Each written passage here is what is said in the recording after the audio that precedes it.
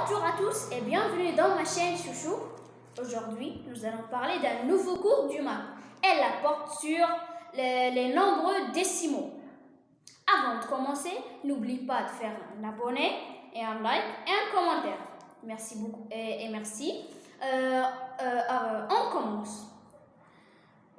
Premièrement, on va lire une petite définition d'un nombre décimal. Un nombre décimal est un nombre fini des chiffres après la virgule. Il est constitué de deux parties. On a la partie entière et la partie décimale, avant la virgule.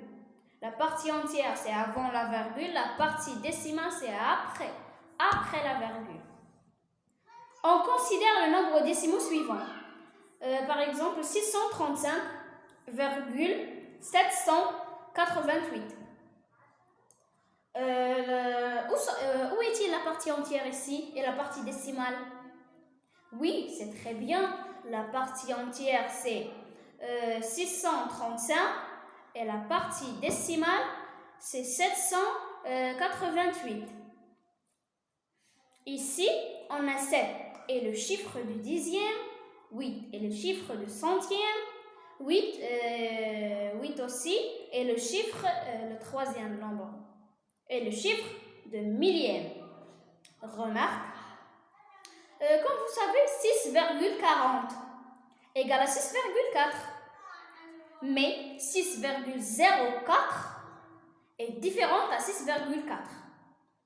Le deuxième exemple, on a 5,133333, etc.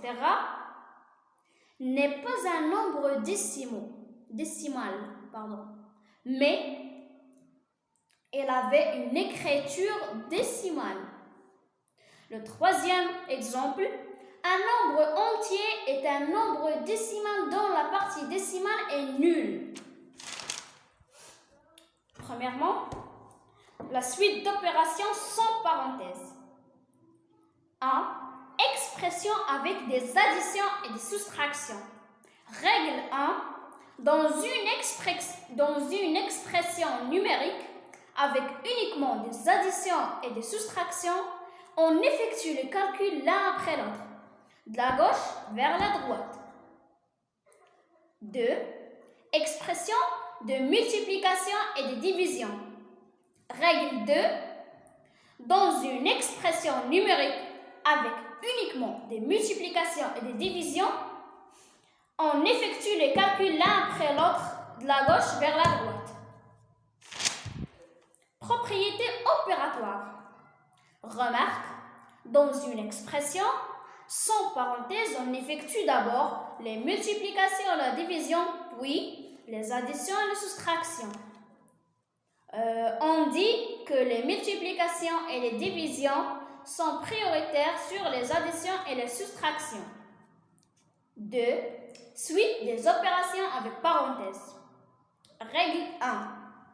Pour calculer une expression, on effectue d'abord une expression avec parenthèse, on effectue d'abord les calculs entre parenthèses. On dit que les calculs parenthèses sont prioritaires.